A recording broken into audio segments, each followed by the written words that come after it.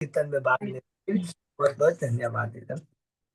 अभी हम लोग मंगलाचरण करते हैं। ओम अज्ञानतिमिरान्धस्य ज्ञानाञ्जन शलाकया चक्षुरुन्मीलितं येन तस्मै श्री गुरुवे नमः। श्री चैतन्य मनोभीष्टं स्थापितं येन भूतले स्वयं रूप कदा मह्यं ददाति स्वपदान्तिकं।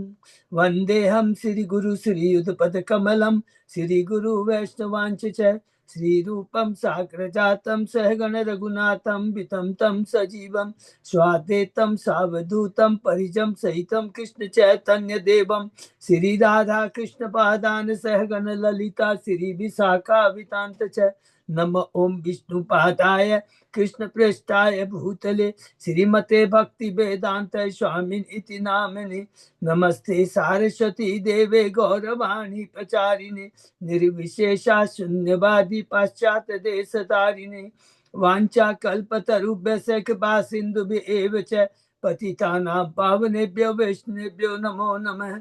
नमो महावदान्याय कृष्ण प्रेम पदायते कृष्णाय कृष्ण चैतन्य नामने गौरत्विषे नमः। हे कृष्ण करुणा सिंधु दीन बंधु जगतपते गोपेश गोपिका कांत राधा कांत नमस्तुते।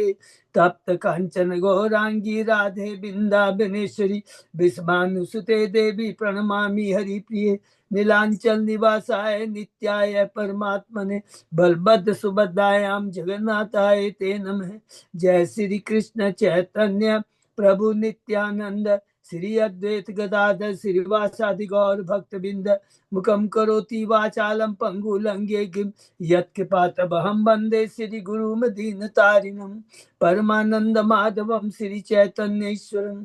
हरे कृष्ण कृष्ण कृष्ण हरे हरे हरे राम राम राम हरे हरे। श्री श्री मंगलाचरण की जय। श्री प्रभुपाद की जय। हरे कृष्ण। आज की इस चेतन चर्चा में सभी हरे भक्तों कृष्णा का प्रभु जी, सॉरी। माता जी की तबीयत कैसी है अभी? उनकी रिपोर्ट वगैरह सब ठीक आई?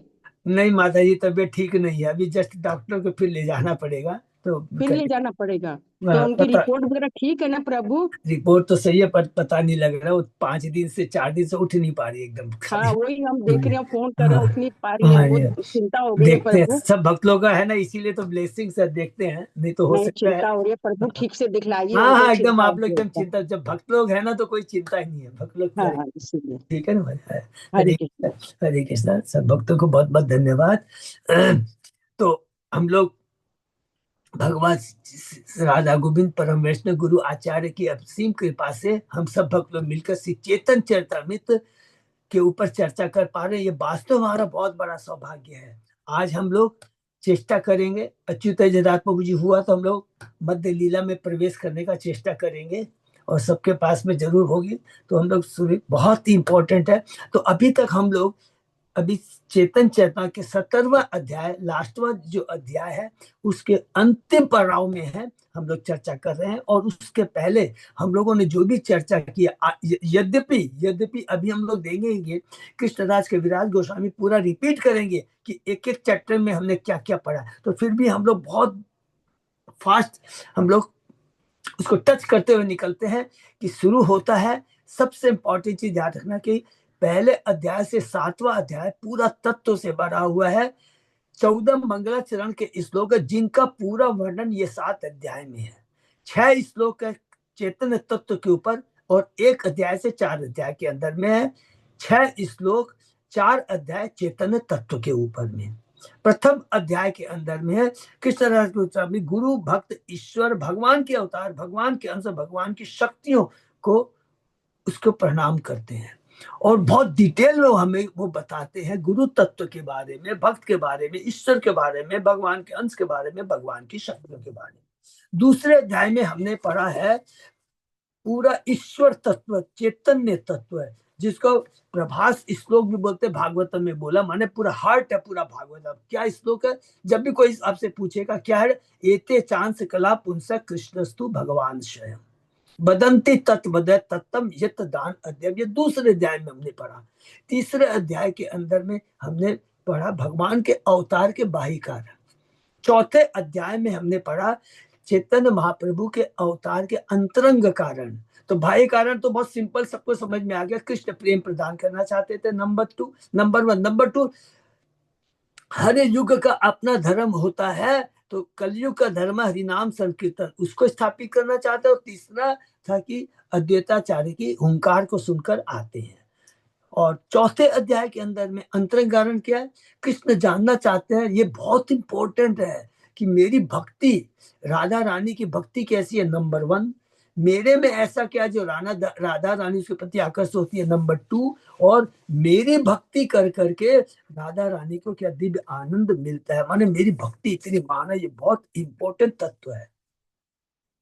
और उसके बाद में पांचवें अध्याय के अंदर में 5 मंगलाचरण के श्लोक हैं, जो कि हमारे हैं 7, 8, 9, 10, 11, 6 के बाद में 5, 11, जिसके अंदर पांचवा अध्याय के अंदर में है नित्यानंद तत्व के बारे में, बलराम तत्व के बारे में बताया। वो कौन है, भगवान के विस्तार है। और अपने को 5 रूप में प्रदर्शित करते हैं। प्रथम 4 में महाशंकर गर्भोदक्ष विष्णु के रूप में वो सृष्टि का काम करते हैं, और अनंत शेष के रूप में सेवा का काम करते हैं। 6वें अध्याय में हमने अद्वैताचार्य तत्व के बारे में पढ़ा, और 7वें अध्याय के बाद में पंच तत्व के बारे में हमने पढ़ा। तो ये 7 अध्याय हैं, जिसके अंदर में 14 मंगलाचरण श्लोक है। 6वें अध्याय में क्या 12वां और 13वां श्लोक है किसके ऊपर में, अद्वैताचार्य के ऊपर में। और 14वां श्लोक है पंच तत्व के ऊपर में। ये पूरा तत्व हमने बहुत डिटेल में पढ़ा है। 8वें अध्याय में कृष्णदास कविराज गोपाल साहब बताते हैं कि मैंने ये शास्त्र, ये ग्रंथ क्यों लिखा। पहला तो था कि सबसे इंपॉर्टेंट क्या था कि वृंदावन दास ठाकुर ने चेतन महाप्रभु के संन्यास की पहली लीलाओं को, संन्यास की पहली लीलाओं को तो बहुत डिटेल में लिखा, लेकिन बाद में नहीं लिखा। तो उसी को और उनसे इंस्पायर होकर के, उनका आशीर्वाद लेकर के वो लिखना शुरू कर रहे हैं चेतन चरितामृत। दूसरा कारण है हरिदास पंडित, और ऐसे बहुत सारे वहां पर वृंदावन के भक्त हैं, उन्होंने कहा कि नहीं आपको लिखना चाहिए। और तीसरा स्वयं मदन मोहन की कृपा होती है। तो ये 8वें अध्याय में पढ़ा। और 9वें अध्याय में भक्ति का कल्प वृक्ष के बारे में हमने पढ़ा। स्वयं चैतन्य महाप्रभु है, जो कि कृष्ण प्रेम वृक्ष है, इसके माली हैं, और इसके फलों के प्रदाता भुगता दोनों है। हरि बोल। और हमें कहते हैं कि हम सबको आगे आना चाहिए, और चेतन महाप्रभु की जो वाणी है वो स्वयं कहते कृष्ण को हमें उसको आगे बढ़ाने का प्रचार करें, स्वयं चेतन महाप्रभु कह रहे हैं। 10वें अध्याय में, 11वें अध्याय में और 12वें अध्याय के अंदर में हम लोगों ने अलग अलग चेतन महाप्रभु की शाखाओं के बारे में, उड़ीसा बंगाल की 90 शाखाएं, जगन्नाथपुरी की 37 शाखाएं, और बनारस की 3 शाखाओं का बारे में बहुत डिटेल में हमने चर्चा की है। 11वें अध्याय में नित्यानंद महाप्रभु की शाखाएं हैं 76, वीरभद्रपुर से शुरू होती है और वृंदावन दास ठाकुर से समाप्त होती है। 12वें अध्याय के अंदर में अद्वैताचार्य और गदाधर पंडित की शाखाएं, अद्वैताचार्य की 38 और गदाधर पंडित की 33। ये तो हो गया 12 अध्याय। अब उसके बाद में चैतन्य महाप्रभु के जन्म से लेकर कर करके उनके यौवन तक की लीला के बारे में संक्षेप में, ये बहुत इंपॉर्टेंट चीज याद है। जब हम डिटेल में पढ़ेंगे ना वृंदावन दास ठाकुर का, तो रोंगटे इतने एक एक लीला को डिटेल में लिखा बहुत। ये तो संक्षेप माने 1% है, समझ लीजिए ये 13 अध्याय से जो 17 अध्याय हमने अध्ययन किया है। तो 13वें अध्याय में चैतन्य महाप्रभु प्रकट होते हैं फागुन महीने की पूर्णमासी के दिन, सिंध राशि के संध्या के समय में प्रकट होते हैं। ये हमने पढ़ा 13वें अध्याय में। और कैसे उन्होंने प्रकट होते ही हरिनाम का प्रचार करना शुरू कर दिया। 14वें अध्याय के अंदर में 14, 15, 16, 17 14 अध्याय में बाल लीलाओं के बारे में बहुत संक्षेप में है, जिसमें हमने पढ़ा 2 चोरों की लीला पढ़ा, ब्राह्मण का उद्धार की लीला पढ़ा। 15वें अध्याय के अंदर में महाप्रभु की पौगंड लीला है, जिसमें महाप्रभु स्कूल जाना शुरू करते हैं, गंगादास पंडित के स्कूल में जाते हैं, लक्ष्मी देवी से उनका ब्याह होता है। 16वें अध्याय के अंदर में हमने पढ़ा चेतन बाबू पढ़ाना शुरू करते हैं और सबसे बड़ी लीला उसमें बहुत डिटेल में, और किस पर उद्धार किया उन्होंने, काश्मीरी पंडित को। और संक्षेप में हम जा रहे हैं। और 17वें अध्याय में हमने पढ़ा चैतन्य महाप्रभु की युवा अवस्था के बारे में। चैतन्य बाबू की युवा अवस्था, ये बहुत डिटेल में हम लोगों ने पढ़ा है। इसके अंदर में हम लोगों ने देखा कि किस प्रकार चैतन्य महाप्रभु अब युवा अवस्था में आ गए हैं और वो उन्होंने ईश्वरपुरी से भेंट किया। इसके पहले हम लोगों ने वो जो किशोर लीला में भी ये है कि किस तरह के वो बंगाल जाते हैं, वापस आते हैं, उस समय में लक्ष्मी देवी अप्रकट हो जाती है तो वापस आते हैं, कई हम लोगों ने डिटेल में पढ़ा। और 17वें अध्याय में हम लोग बहुत डिटेल में पढ़ा। उन्होंने हम लोगों ने देखा किस प्रकार उनकी ईश्वरपुरी से भेंट होती है और किस प्रकार गोपाल चप्पल है जो कि प्रभु महाप्रभु के चरणों में अपराध करते हैं। ये लीला बहुत इंपॉर्टेंट है कि वेस्टों के चरण में अपराध नहीं करना चाहिए। और दूसरी हम लोगों ने लीला पढ़ा किसकी है, चांद काजी की लीला हमने डिटेल पर। इसके अलावा बहुत है, आम की लीला, भगवान कैसे आम को प्रकट करते हैं, और बहुत सारी लीला पढ़ा। और अंत में जो हमने पढ़ा है कि चैतन्य महाप्रभु किस प्रकार वो लीला करते हैं कि मुझे संन्यास लेना है। तो वो लीला जो बहुत इंपॉर्टेंट है। तो चैतन्य महाप्रभु के संन्यास लेने का कारण क्या है कि जब हमने देखा कि एक दिन चैतन्य महाप्रभु गोपी गोपी करके पुकारते रहते हैं तो महाप्रभु क्रोधित हो जाते। तो एक दिन वो विद्यार्थी ने महाप्रभु को गोपी गोपी कहते हुए देखा तो महाप्रभु के ऊपर कमेंट करता है, व्यंग कसता है। महाप्रभु क्रोधित हो जाता है। तब उसके बाद में वो लड़का जा करके सब विद्यार्थियों को कहने लगता है, देखो ये गोपी गोपी कह रहा है।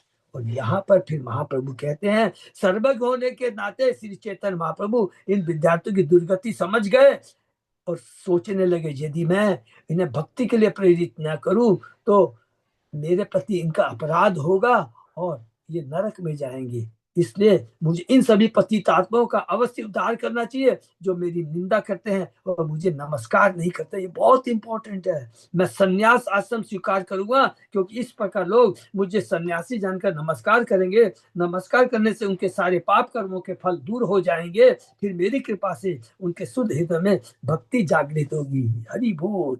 ये महाप्रभु का पूरा मैन लक्ष्य है, माने जो कि किस प्रकार बद्ध जीवों का उद्धार किया जाए। तो उसके बाद में इस निष्कर्ष में पहुंचने के बाद में महाप्रभु ने कटुआ में केशव भारती से तहताज गर्जन किया।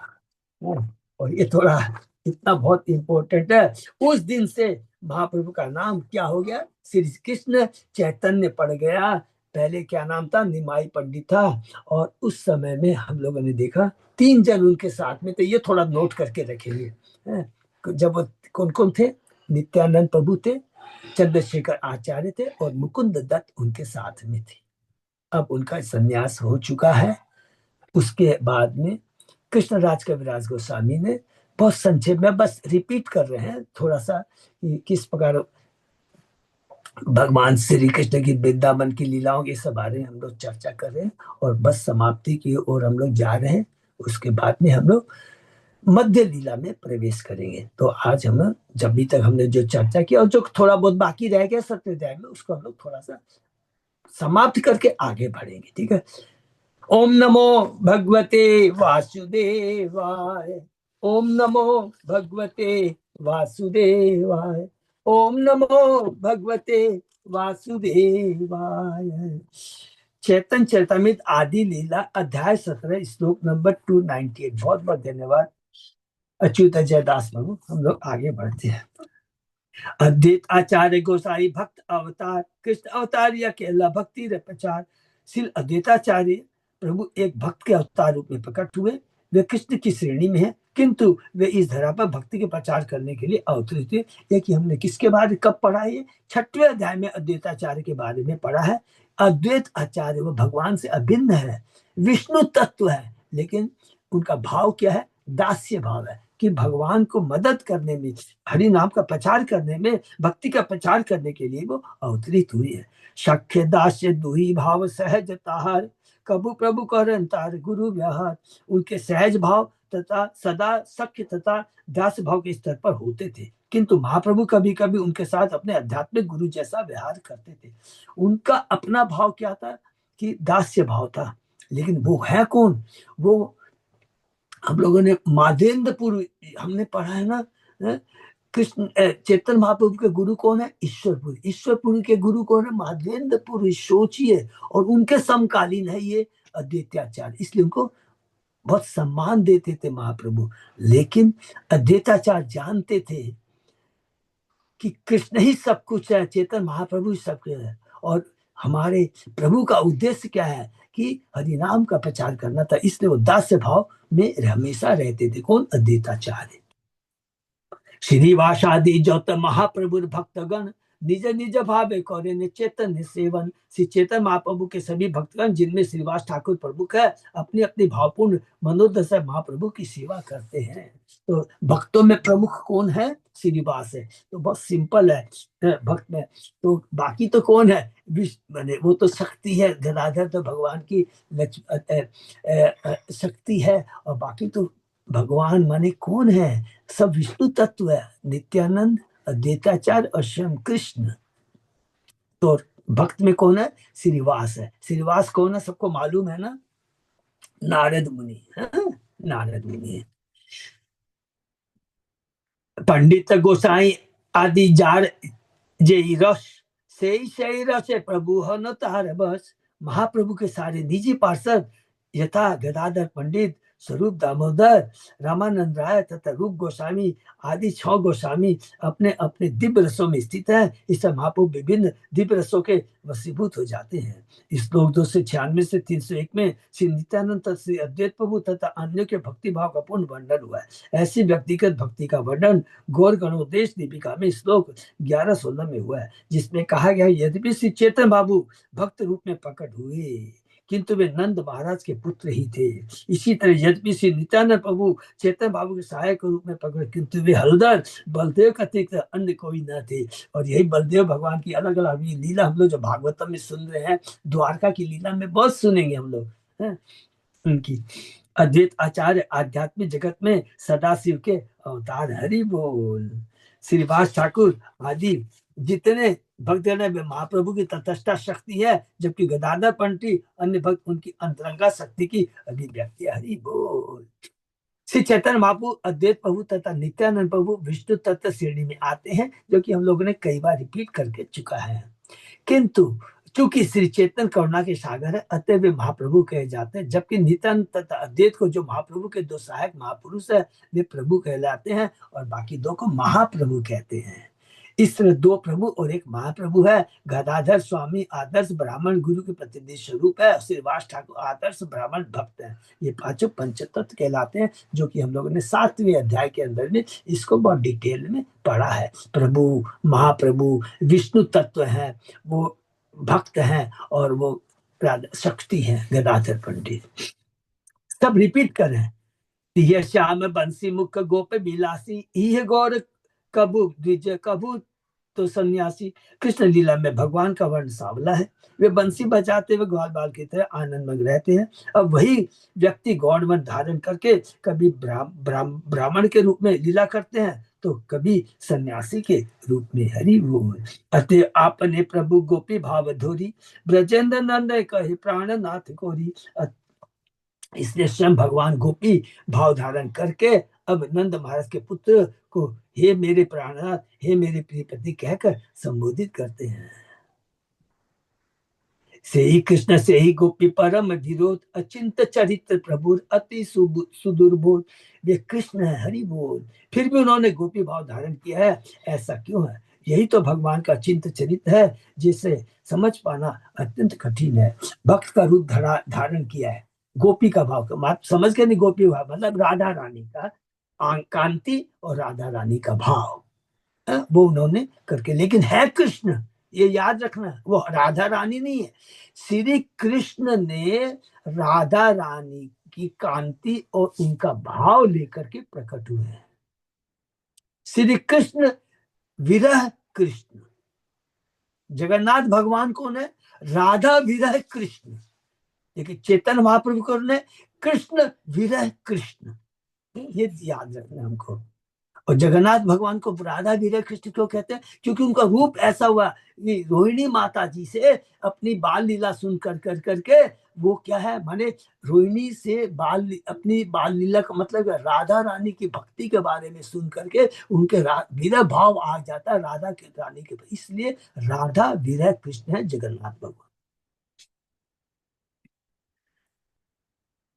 कृष्ण द्वारा गोपियों की भूमिका स्वीकार किया जाना किसी भी सांसारिक घटना की दृष्टि से निश्चय विरोधाभास है। हरि बोल। किंतु महाप्रभु अपने अचिंत चरित्र के कारण गोपियों की तरह कर्म कर सकते हैं और साक्षात कृष्ण होते हुए भी कृष्ण विरह का अनुभव करते हैं। हरि बोल। स्वयं कृष्ण होते हुए भी कृष्ण विरह का अनुभव करते हैं, अर्थात श्री कृष्ण विरह कृष्ण है ये चैतन्य महाप्रभु। ये बहुत थोड़ा तत्व को बहुत अच्छे से समझना है, क्योंकि उनकी शक्ति अचिंता जो असंभव को भी संभव बनाती है। घट घटन पटी ऐसे विरोधाभासों को तब तक समझ पाना कठिन जब तक कोई भक्त गोस्वामियों के निर्देशन में वैष्णव दर्शन का दृढ़ता से पालन न करे। इसलिए कृष्णदास के विराज गोस्वामी प्रत्येक अध्याय की समाप्ति इस श्लोक से करते हैं, श्री रूप रघुनाथ पद जार आस चेतन चरितमृत कहे कृष्ण दास। तो यहाँ पर एक चीज बहुत इसलिए कहते हैं ना, हम लोग अभी भी हमेशा जब भी हम लोग भागवतम भगवत गीता ये चेतन चैतन्य पढ़ रहे हैं, हमको तत्व को बहुत ध्यान से समझना है। अगर तत्व हम समझ जाएंगे तो स्वतः ही हमको भगवान की लीलाओं में सुनकर भक्ति का भाव आएगा। एक तो होता है स्पिरिचुअल एंटरटेनमेंट आएगा, लेकिन एक आएगा भक्ति का भाव आएगा। उस तत्व को समझेंगे। तत्व क्या है? कृष्ण कौन है, राधा रानी कौन है, बलराम कौन है, भक्ति तत्व क्या है, जीव तत्व क्या है, गुरु तत्व क्या है, ईश्वर तत्व क्या है, इसको हमको बहुत इसीलिए हमने अभी पढ़ा चेतन चैतामृत के दूसरे अध्याय के दूसरे 17 श्लोक में चेतन कृष्णराज कविराज गोस्वामी कहते हैं कि तत्व को समझने में कभी भी आलस नहीं करना चाहिए। ये तभी उन्होंने आगे बढ़े चेतन चरित लिखने। तो सबसे पहले तत्व को समझना है, श्री रूप तथा श्री रघुनाथ के चरण कमलों की वंदना करते हुए तथा उनकी कृपा की आकांक्षा करते हुए मैं कृष्णदास उनके चरण चिन्हों का अनुसरण करते हुए श्री चेतन चरितार्थ का वर्णन कर रहा हूँ। श्री नरोत्तम दास कहते हैं, रूप रघुनाथ पदे होई बे आकुति कबे हम बुझो ये जुगल पर पीरीति। राधा तथा कृष्ण का माधुर्य प्रेम जो जुगल पर पीरीति कहलाता है, उसे सांसारिक विद्वान कलाकार या कवि समझ नहीं सकते। हरि बोल। यह केवल उन भक्तों की समझ में आता है जो 6 गोस्वामी के चरण कमलों का दृढ़ता से अनुसरण करते हैं। कभी कभी तथागत कलाकार तथा कभी राधा कृष्ण का प्रेम व्यापार समझने का प्रयास करते हैं और इस विषय पर कविता तथा चित्रों की सस्ती पुस्तकें छपकाते हैं, किंतु दुर्भाग्यवश वे राधा कृष्ण के दिव्य प्रेम व्यापार को तनिक भी नहीं समझ पाते। वे ऐसे विषय में अपनी टांग फंसाते जिसे वे प्रवेश करने के योग्य भी नहीं। इसीलिए मैं हम लोग कभी कभी बीच में जब भी हम लोग क्लास करते हैं तो राधा के गीतों को ऐसे सस्ता समझ करके हर किसी ने लिख दिया, गाना नहीं चाहिए हम लोगों को। हम रेदा रानी रात में सपने में आई, मन ये सब बेकार जो चीज हमारे आचार्यों ने लिखा, प्लीज कृपा करके हमको उसको भजन भी नहीं करना चाहिए, कुछ नहीं करना चाहिए। इतने तर्क करी कहना कर संशय कृष्ण अचिंत शक्ति यही मत है। संसारी तर्कों के द्वारा महाप्रभु के चरित्र के विरोधाभासों को नहीं समझा जा सकता। फलस्वरूप किसी को इस संबंध में कोई संशय नहीं करना चाहिए। मनुष्य को केवल कृष्ण की अचिंत शक्ति को समझने का प्रयास करना चाहिए। कृष्ण की अचिंत शक्ति को समझने का प्रयास करना चाहिए। जितना उनकी अचिंत शक्ति, उनके दिव्य गुण रूप गुण लीलाओं के बारे में समर कीर्तन करेंगे तभी हम कृष्ण को समझ पाएंगे और हमारी चेतना में परिवर्तन। अन्यथा वह यह नहीं समझ सकेगा कि ऐसे विरोध किस तरह संभव होते हैं। कृष्ण कुछ भी कर सकते हैं, उसमें कोई विरोधाभास नहीं, इसलिए अच्युत कहा गया है कृष्ण को।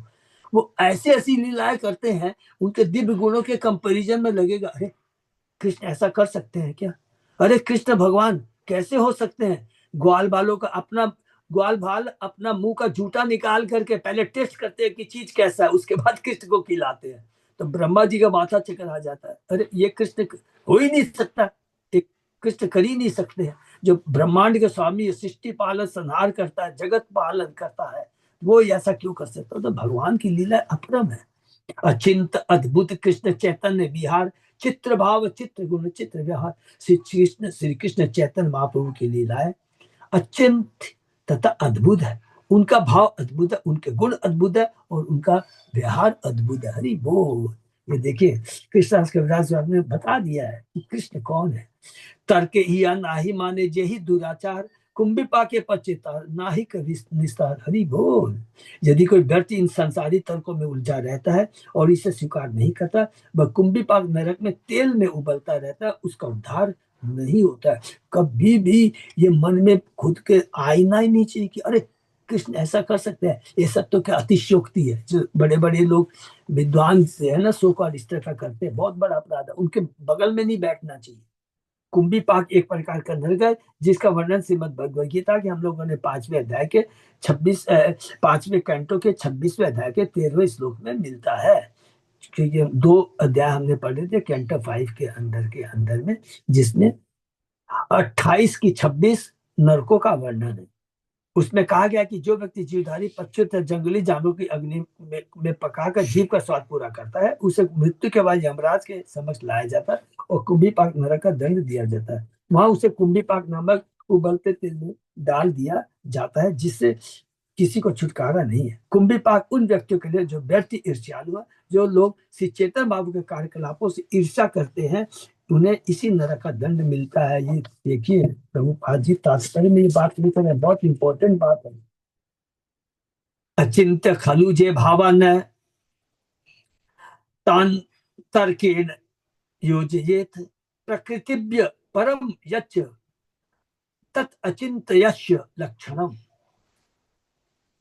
भौतिक प्रकृति से परे कोई भी दिव्य बात अचिंत कहलाती है, जबकि सारे तर्क सांसारी होते हैं। चूंकि सांसारिक तर्क दिव्य विषयों को स्पर्श भी नहीं कर पाते, हरि बोल, अतः मनुष्य को सांसारिक तर्कों से दिव्य विषयों को समझने का प्रयास नहीं करना चाहिए। अब क्वेश्चन उठेगा, हमसे कोई पूछेगा सांसारी तर्क क्या है? जो हम अपनी अपूर्ण इंद्रिया, हम लोग ने बार बार रिपीट कर लिया, हमारे 4 दोष है, उसमें एक है अपूर्ण इंद्रिया। हम अपूर्ण इंद्रिया से पूर्ण के बारे में किस प्रकार सोच तर्क कर सकते हैं? सोचने की बात है, एकदम सिंपल चीज। तो जो चीज भी हम अपनी अपूर्ण इंद्रियों से अपने वक्तव्य रखते हैं, वो सांसारिक सबकी बेकार की बात है। एक तो ये हो गया। दूसरा ये बोलेंगे, जो भी चर्चा कृष्ण से संबंधित नहीं है वो सांसारी है। भले आप परोपकार की बात करें, और मैंने इसने इतना परोपकार किया, ये किया, अगर वो कृष्ण से संबंधित नहीं है तो वो सांसारिक चर्चा है, वो बंधन का कारण है। यह श्लोक महाभारत से लिया गया है और श्री रूप गोस्वामी की कृष्ण भक्ति साहिब सिंधु में भी आया है। अद्भुत चैतन्य लीलाए जहार विश्वास से जन जाए चैतन्य पदपाश। जिस व्यक्ति की चेतन बाबू की अद्भुत लीलाओं में दृढ़ निष्ठा है, वही उनके चरण कमलों तक पहुंच पाता है। और निष्ठा कब आएगी? ये बहुत इंपॉर्टेंट है जानना। निष्ठा हमें तभी आएगी जब हम भगवान के नाम गुण लीलाओं का समन कीर्तन सब कुछ है भक्तों के बीच में रहकर भक्तों के मुखारबिंद से सुनेंगे। प्रसंगे कोइले ए सिद्धांत ऋषार यह है, या जय सुने शुद्ध भक्ति होता। इस आख्यान में मैंने भक्ति के सार को बतला है। जो कोई भी इसे सुनता है उसमें भगवान की शुद्ध भक्ति विकसित होती है। हरि बोल। लिखित ग्रंथ ज्योति कोरी अनिवार्य तबे से ग्रंथ अर्थ पाई आश्वाद। यदि मैं पहले ही लिखी बातें उपलब्धि करूं तो इस शास्त्र के प्रयोजन का आस्वादन कर सकूं। हरि बोल। फिर रिपीट करेंगे। देखी ग्रंथे भागवते व्यासेर आचार कथा को ही अनुवाद करे बार बार। हम श्रीमद भागवत शास्त्र में इसके रचयिता श्री व्यासदेव के आचरण को देख सकते हैं। वे कथा कहकर उसको बार बार दोहराते हैं। श्रीमद भागवत के अंत में 12वें स्कंद के 12वें अध्याय में ऐसे 43 जिनमें श्री कृष्ण देवायन वेद व्यास श्रीमद भागवत के समग्र विषय का पुनरावलोकन करते हैं। और कृष्णदास कविराज स्वामी तो बार बार करते हैं। श्री कृष्णदास कविराज गोस्वामी चेतन चैता की आदि लीला के 17 अध्याय का पुनरावलोकन करके श्री व्यास देव के चरणों का अनुसरण करना चाहते हैं। माने अभी तक हम लोगों ने जो पढ़ा है उसको बस रिपीट करने जा रहे हैं। ताते आदि लीला रकोरी परिच्छेद गणन प्रथम परिच्छेद के लुग मंगलाचरण। तो ये थोड़ा ध्यान से रिपीट कर लेंगे। हम लोग ने रिपीट किया, सबको याद है, सबको बहुत अच्छे से समझ आ गया, फिर भी हमारे कृष्ण कविराज गोस्वामी हमको करवा रहे हैं। अतः मैं आदि लीला के अध्याय की गणना करूंगा। पहले अध्याय के अंतर्गत मैं गुरु को नमस्कार करता हूँ। 6 जन को नमस्कार किया है क्योंकि ये शुभ लेखन का प्रारंभ है। गुरु को नमस्कार करते हैं। शिक्षा गुरु दीक्षा गुरु के बारे में हमने डिटेल में पढ़ा।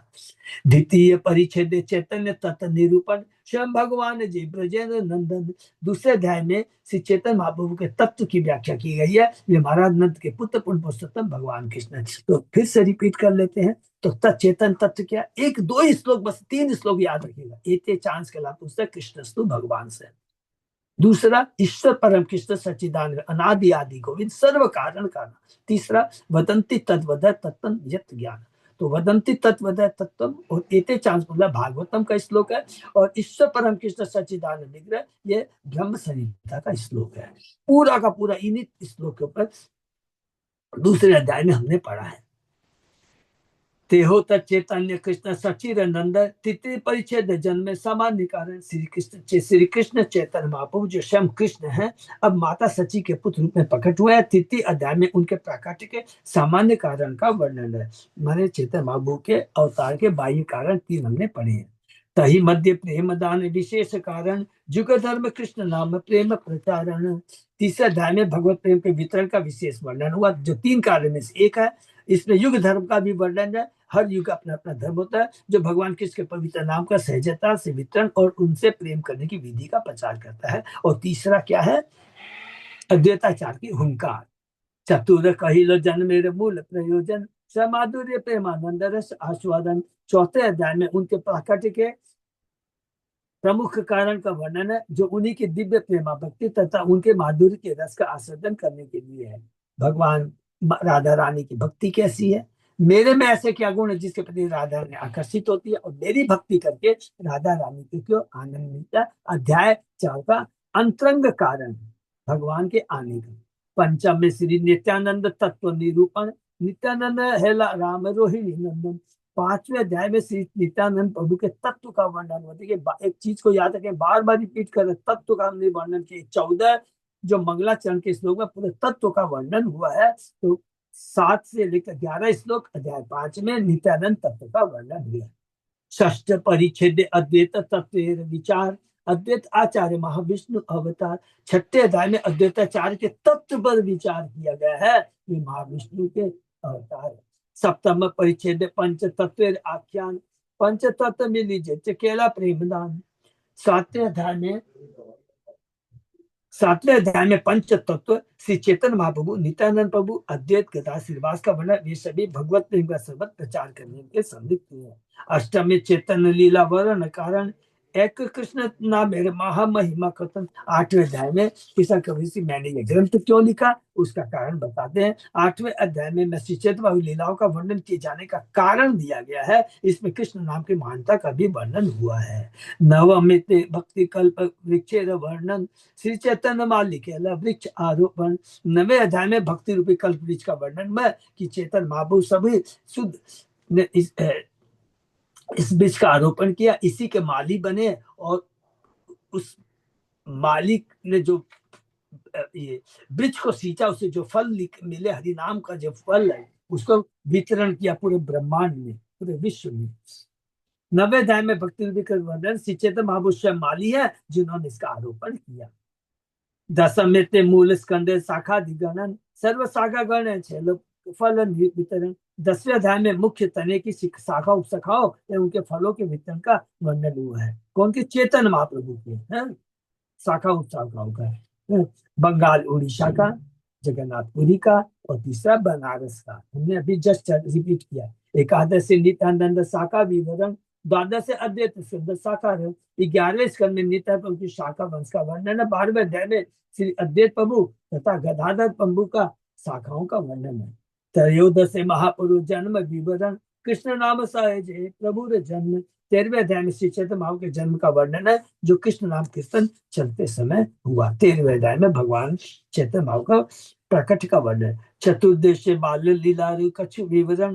पंचदेश पोखंड लीला संक्षेप कथन। 14वें अध्याय में महाप्रभु की बाल लीलाओं का वर्णन है। 15वें अध्याय महाप्रभु की पोखंड लीलाओं का संक्षिप्त वर्णन है जो लिखा है। 16 परिच्छेद किशोर लीला लीला उद्देश्य। सप्तदेश जौवन लीला कही लो विशेष। 16वें अध्याय में मैंने किशोर अवस्था युवती में पूर्व की लीलाओं का संकेत किया है। 17वें अध्याय में विशेषता उनकी युवा अवस्था की लीलाओं का वर्णन किया है। 16वें अध्याय के अंदर में हम लोगों ने देखा काश्मीरी पंडित। 17वें अध्याय में जो मोन मोन लीला है, चांद काजी की लीलाएं हैं, आम की लीला है अलग, और किस प्रकार भगवान ने संन्यास लिया उसकी लीला है। यही सब 10 प्रकार आदि लीला प्रबंध। 12 प्रबंध तात्य ग्रंथ मुखबंध। इस प्रथम स्कंद में 17 प्रकार के विषय हैं जो आदि लीला के नाम से भी है। इसमें से 12 इस ग्रंथ के आमुख के रूप में है, जो 1 से 12 तक है। 13वें में भगवान चैतन्य महा 13 से 17 तक चैतन्य महाप्रभु के प्राकट्य, उनके बाल लीला, पौगंड लीला, किशोर लीला और यौवन लीला का वर्णन है। पंच प्रबंधे पंच रसे चरित संक्षेपे कहिल अति न कैलु विस्तृत। मैंने आमुख के अध्यायों के पश्चात 5 अध्याय में 5 दिव्य रसों का वर्णन किया है। मैंने विस्तृत वर्णन की अपेक्षा इनका संक्षिप्त वर्णन किया है। 13, 14, 15, 16, 17 5 अध्याय हैं। बाल लीला, किशोर पौगंड लीला, किशोर लीला, यौन लीला। वृंदावन दास चैतन्य मंगले विस्तारी वर्णिला नित्यानंद आज्ञा बोले। श्री नित्यानंद प्रभु के आदेश तथा बल पर श्री वृंदावन दास ठाकुर ने अपने ग्रंथ चैतन्य मंगल में उन विषयों का विस्तार से वर्णन किया है जिनका वर्णन मैंने नहीं किया। तो ये चेतन मंगल है। शुरू में जब वृंदावन दास ठाकुर ने, इससे कंफ्यूजन नहीं होना है, यही चेतन मंगल का नाम बाद में चैतन्य भागवत हो गया है, क्योंकि ऑलरेडी चेतन मंगल लिखा था। किसने लिखा था? सबको याद है, लोचन दास ठाकुर। श्री कृष्ण चैतन्य लीला अद्भुत अनंत, ब्रह्मा शिव शेष जार ना ही पाए अंत। श्री चैतन्य महाप्रभु की लीला अद्भुत अनंत है। ब्रह्मा जी, शिव जी तथा शेषनाग जैसे भी उनका पार नहीं पा सकते। जय जय अंश कहे सुने से ही धन्य, अचिरे मिली बेतारे श्री कृष्ण चैतन्य। कोई भी व्यक्ति जो इस विस्तृत विषय के किसी भी अंश को कहता है या सुनता है, उसे बहुत जल्दी श्री कृष्ण चैतन्य महाप्रभु की अहेतु की कृपा प्राप्त हो जाएगी। श्री कृष्ण चैतन्य कौन है? महाप्रभु श्री कृष्ण चैतन्य। कब बोले? अभी हमने रिपीट किया, जब संन्यास के बाद उनका नाम पड़ा श्री कृष्ण चैतन्य। उसके पहले उनका क्या नाम था? निमाई पंडित। श्री कृष्ण चैतन्य अद्वैत नित्यानंद श्रीवास गदाधर आदि ज्योता भक्त वृंद। यहाँ लेकर पुनः पंच तत्वों का वर्णन करते हैं। श्री कृष्ण चैतन्य प्रभु नित्यानंद श्री अद्वैत गदाधर श्रीवास तथा महाप्रभु के सारे भक्त। ज्योतो भक्त गण कैसे वृंदावन नम हुआ सिर धरो सबार चरण। मैं वृंदावन के समस्त निवासियों को सादर नमस्कार करता हूँ। मैं विनीत भाव से उनके चरण कमलों को अपने शीश पर रखना चाहता हूँ। हरि बोल। देखिए कितनी नम्रता है कृष्णदास कविराज गोस्वामी की। श्री स्वरूप श्री रूप सनातन श्री रघुनाथ आरसी जीव चरण, सिरे धरी बंधु नित्य करो तार आस, चेतन चरिता मत कहे कृष्णदास। मैं गोस्वामियों के चरण कमलों को अपने सिर पर रखना चाहता हूँ। उनके नाम है श्री स्वरूप दामोदर, श्री रूप गोस्वामी, श्री सनातन गोस्वामी, श्री रघुनाथ दास गोस्वामी, जीव गोस्वामी। उनके चरण कमलों को सिर पर रखकर और सदा उनकी सेवा करने की आशा से मैं कृष्णदास श्री कृष्णदास उनके चरण चिन्हों पर चलते हुए श्री चैतन्य चरिता का वर्णन कर रहा हूँ। इस प्रकार श्री चैतन्य चरित्र आदि लीला के 17वें अध्याय का भक्ति वेदांत तात्पर्य हुआ, जिसमें महाप्रभु की यौवन लीलाओं का वर्णन है। हरि बोल। तो यहाँ पर हम लोग समाप्त करते हैं। अब भक्त लोग बताएंगे हम लोगों को कि अभी हम लोग को प्रवेश करना है मध्य लीला में, या एक बार उसका आउटलाइन ही कर ले। हरे कृष्ण प्रभु जी। प्रभु जी, outline ये करने इसका मध्य लीला का कौन सा भाग लाना है? पहला भाग, मध्य लीला का पहला भाग लाना है। चले कोई बात नहीं, अभी नहीं आया तो एक काम ऐसे कर लेते हैं कि थोड़ा सा रिवीजन कर दीजिए। बहुत ध्यान से थोड़ा। हरे कृष्णा प्रभु, हाँ माता जी बोलिए। इसके 2 और भी तो है ना, 3 और 4 मध्य किसके? लीला का। हाँ मध्य लीला 1 2 3 4 मेरे ख्याल से 5 है। अच्छा एक काम कीजिए ना, क्या है शायद 5 5 6 तो अपने बोला नहीं करेंगे क्या पहले? नहीं सभी लाइन करेंगे। से। शुरू अभी किया मध्य लीला हमने शुरू कहाँ की अभी? माता जी नहीं, का बोला ये जो आदि अभी लीला, आदि लीला माता आदि जी 2 लीला ही जो था। आदि जो, हाँ वो 2 ही आदि था। लीला 2। हाँ। ओ अच्छा, ठीक है अच्छा एक पहले चीज ऐसे नोट कीजिए, थोड़ा सा कलम ले लेंगे तो अच्छा। आदि लीला में 17 अध्याय है। जो बंगला है उसमें 2 बुक्स है, या अंग्रेजी साइड में 2 बुक्स है, लेकिन हिंदी की केवल एक ही बुक्स है जिसमें पूरे 17 अध्याय है। तो पहला ये कंफ्यूजन मत होइएगा। हिंदी की भी 2 बुक्स है। हैं? हिंदी की भी 2 बुक्स है प्रभु जी। हाँ हिंदी के भी 2 बुक्स है, सॉरी। हाँ हिंदी के 2 बुक्स है। पहले अध्याय में हम लोग का 12 अध्याय है, और उसके बाद में 13 14 15 16 17 दूसरी बुक्स है। सॉरी, हाँ इसकी भी 2 ही बुक्स तो हिंदी की।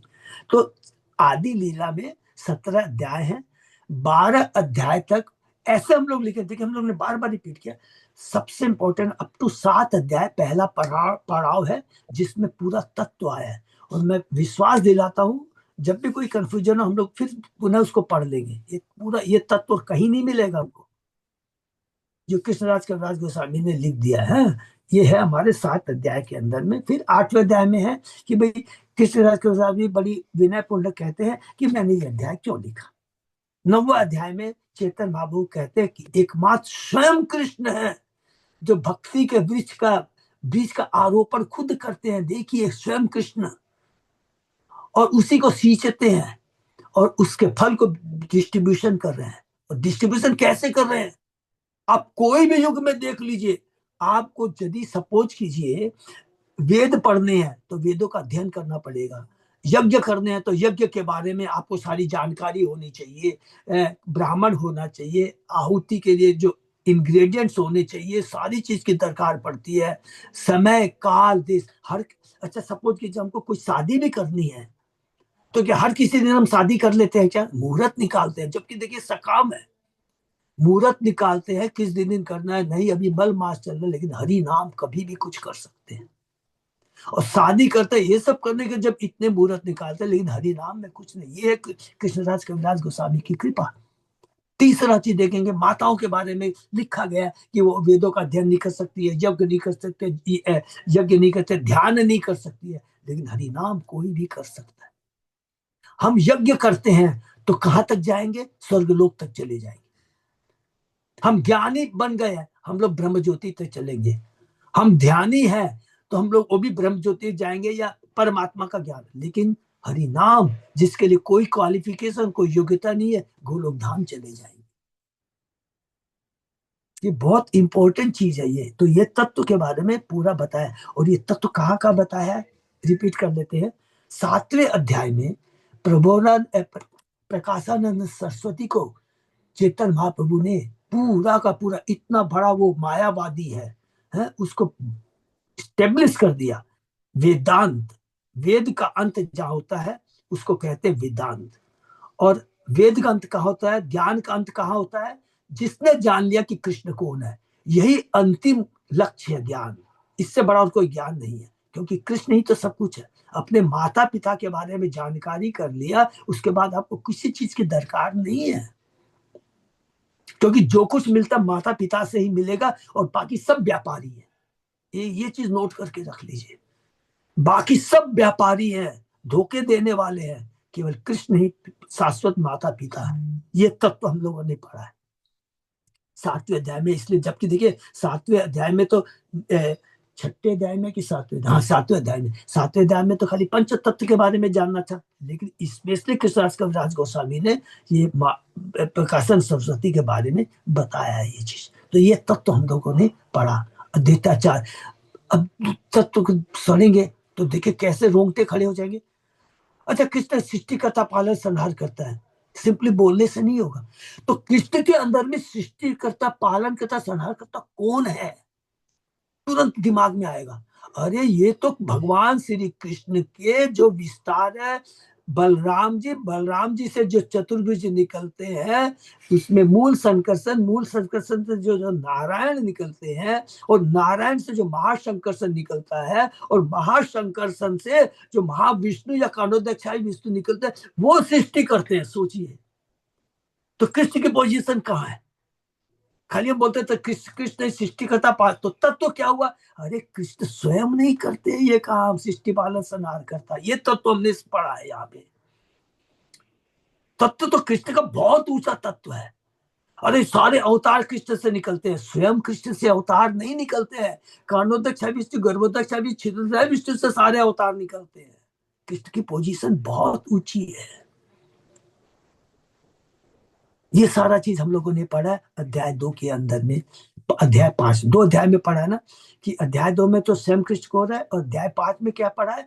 अद्वैताचार तत्व के नित्यानंद तत्व के बारे में हमने पढ़ा है ना इतना पूरा डिटेल में, कि कैसे कानोदक्षाई विष्णु, क्षीरोदय विष्णु और गर्भोदक्षाई विष्णु से बारे में पढ़ा। इसके अंदर में सारा तत्व आ जाता है।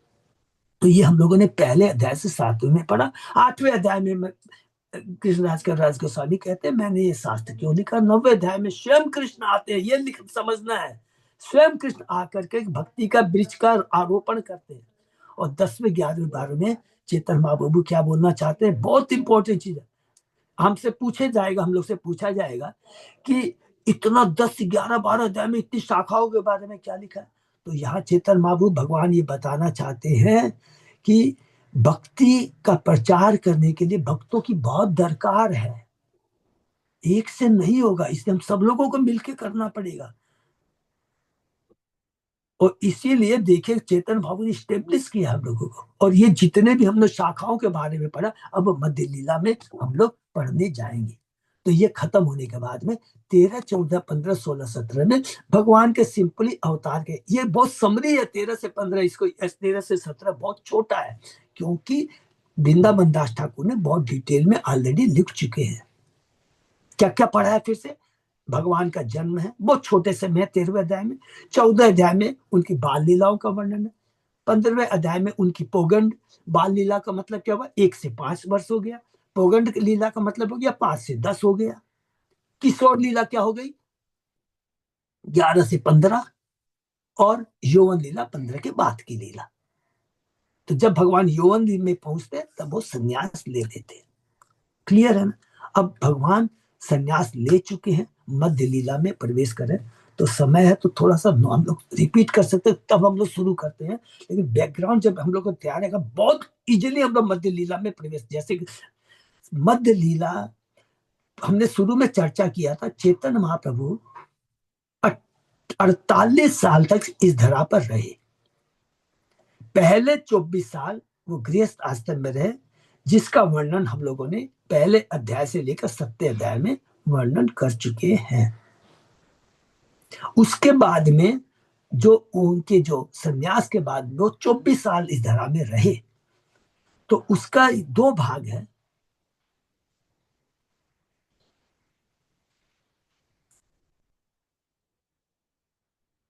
शेष आप ऐसे लिख सकते हैं, भगवान के हम लोगों ने लिखा, भगवान की शेष लीला लिखिए, अंत लीला मत लिखिए, शेष लीला। शेष लीला में 2 भाग लिखेंगे, एक मध्य लीला और एक अंत लीला। तो शेष लीला का मतलब क्या हुआ, जो संन्यास के बाद के जो 24 साल है, ठीक है। उसमें से 6 साल जो चेतन महाप्रभु है, जिसको मध्य लीला कहते हैं, भगवान ने आगमन आना जाना किया। आना जाना किया, आना जाना का मतलब क्या हुआ, चेतन महाप्रभु नवदी से चले गए पुरी, पुरी से फिर वो कभी चले गए साउथ इंडिया, फिर साउथ इंडिया से वापस आते हैं, फिर उसके बाद में चले जाते हैं वृंदावन, फिर वृंदावन से वापस आते हैं। तो इसको कहते हैं मध्य लीला। ये 6 साल तक इन्होंने ऐसा किया। तो शेष लीला का एक पोर्शन हो गया मध्य लीला, और शेष लीला का अब दूसरा भाग क्या हो गया, बच्चे कितने 18 साल बचे। 18 साल जो बचे, 18 साल में भी 2 भाग है। 18 साल में भी 2 भाग है। 6 साल तक चेतन महाप्रभु आवागमन नहीं किए, आना जाना नहीं किए, वो पूरी में ही रहे, और भक्त आते से उनसे मिलना जुलना करते थे। ये हो गया 6 और 6 12 साल। और लास्ट के जो 12 साल है, चेतन महाप्रभु गंभीरा में रहे थे, और उस समय गंभीरा में उनके साथ में केवल कौन था, रामानंद राय और स्वरूप दामोदर। तो ये पूरा हुआ मध्य लीला, ये पूरा हुआ पूरा चेतन बाबू के संन्यास के बाद। अब हम लोग आते हैं मध्य लीला में। तो जहां भी कंफ्यूजन हो प्लीज थोड़ा, अब मध्य लीला में 6 भाग हैं, ये अभी हम लोग करने जा रहे हैं ना, तो इसको लिख सकते हैं मध्य लीला में 6 पार्ट है, तो बहुत आसान होगा पढ़ने में। पहला भाग में पहले 2 अध्याय के अंदर में कृष्णराज कविराज गोस्वामी ने पूरा चेतन महाप्रभु के 48 साल के बारे में बताया, जो मैंने रिपीट कर चुका हूं। क्या बताया है कि देखो मध्य लीला में चेतन महाप्रभु ने 6 साल तक क्या क्या किया, अर्थात आना जाना किया। और उसके बाद में जो 18 साल बचते हैं, उसमें से 6 साल वो बाहर नहीं जाते थे, पूरी में ही रहते थे। तो मध्य लीला में जो 6 साल तक आना जाना किया और 6 साल तक पूरी में रहे, इसका संक्षिप्त वर्णन अध्याय 1 में है। मध्य लीला के अध्याय 1 में क्या है वर्णन? चेतन महाप्रभु ने जो 6 साल आना जाना किया वो प्लस 6 साल तक चेतन महाप्रभु कहीं भी नहीं गए, खाली पूरी में रहते थे, भक्तों से मिलते थे। इसका संक्षिप्त वर्णन है अध्याय 1 के अंदर। अध्याय 2 के अंदर में चेतन महाप्रभु किस तरह का वर्णन करते हैं कि चेतन महाप्रभु जो 12 साल तक गंभीरा में ही रहते थे, उसका वर्णन हुआ। ये हो गया दूसरा अध्याय।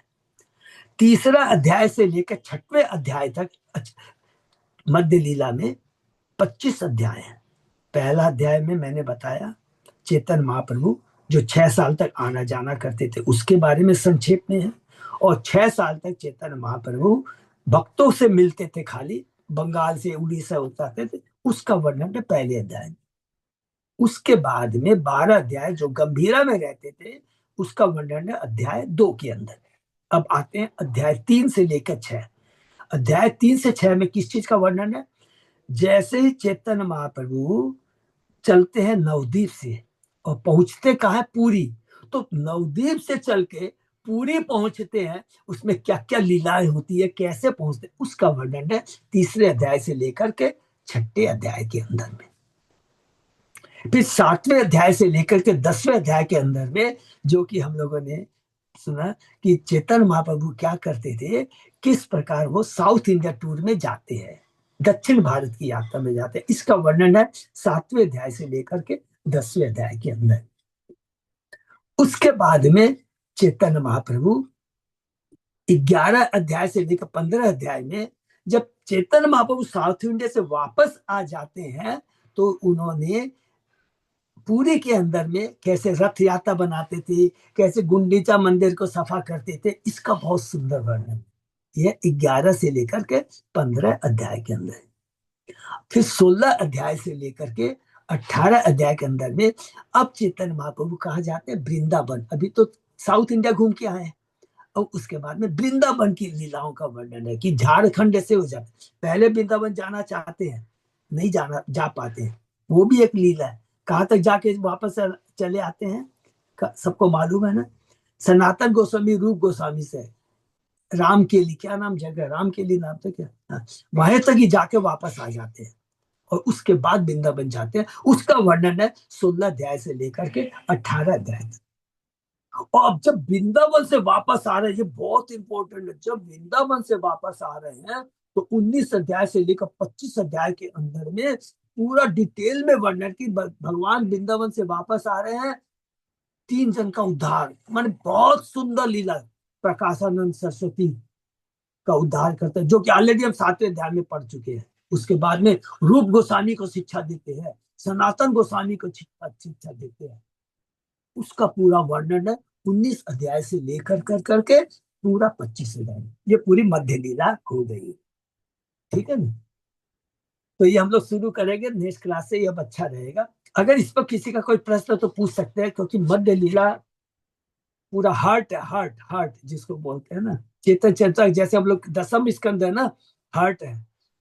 इसीलिए हम लोग ने देखा कि भागवतम के अंदर में भगवान के 11 वर्ष की लीलाओं में कितने अध्याय हम लोग ने पढ़े? 37 अध्याय।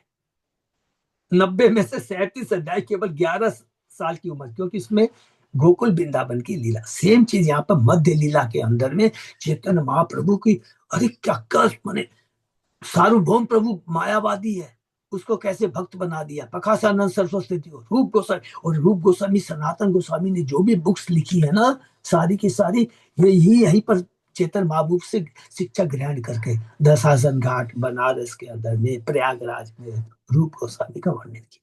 तो इसलिए हमने तत्व तो हम लोग समझ गए हैं, अब तत्व को किस प्रकार चेतन बाबू अपने मुखार बिंद से अब बोलेंगे, एक एक चीज को समझाएंगे।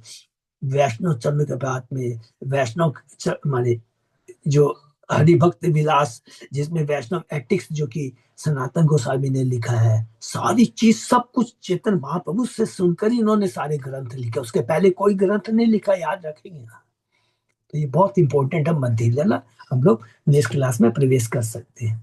तो इसके ऊपर अगर किसी का जो मैंने ब्रेकअप दिया किसी को नहीं समझ में आया तो एक बार नोट कर सकता, पूछ सकते हैं, नहीं तो हम लोग यहीं पर विराम देते हैं। ठीक है, हरे कृष्णा, बहुत बहुत धन्यवाद। अच्युता जयदास प्रभु और कुछ हाँ प्रभु जी। बोलना? नेक्स्ट क्लास में फिर रिपीट कर देंगे, कोई बात नहीं है। हाँ ठीक है। ये बहुत बहुत धन्यवाद सब भक्तों को। ठीक है, हरे कृष्णा। से भक्तों का बहुत बहुत धन्यवाद। विराम देते हैं, फिर कल सोमवार सुबह 7 बजे।